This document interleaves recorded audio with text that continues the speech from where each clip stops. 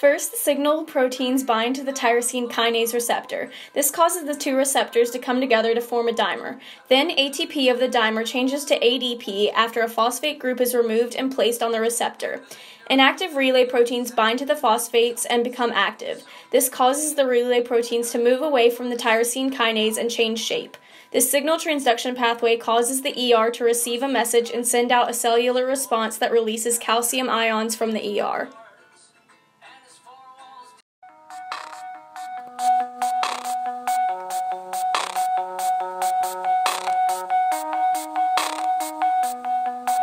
First, the signal protein binds to the G protein link receptor. This causes the attached inactive protein to become active. GDP of the G protein gains a phosphate and becomes GTP. The protein then moves away from the receptor and binds to an inactive enzyme, causing it to become active. Then a phosphate is removed from the protein and placed on the enzyme, changing GTP to GDP. This sets off the signal transduction pathway, which releases a phosphate to be sent to the ER. This activates a cellular response, which triggers the release of calcium ions.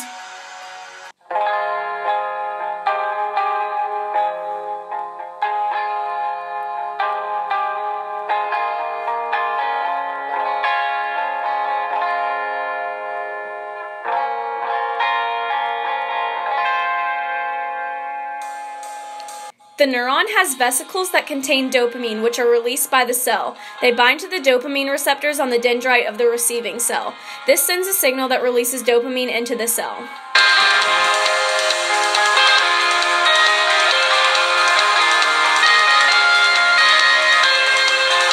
The neuron has vesicles that contain dopamine and meth. These molecules are released by the cell, and the dopamine binds to the receptors of the dendrite of the receiving cell. Due to the meth, this triggers the release of too many dopamine molecules. Meth also blocks the dopamine channel, which makes the cell unable to reuptake dopamine.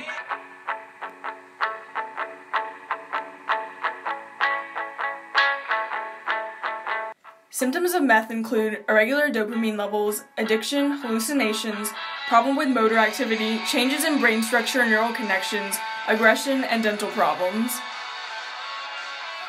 Treatments include behavioral therapy, medications such as AV411 or antidepressants, and stopping the use of meth, which can help dopamine levels become more regular after 6 to 12 months.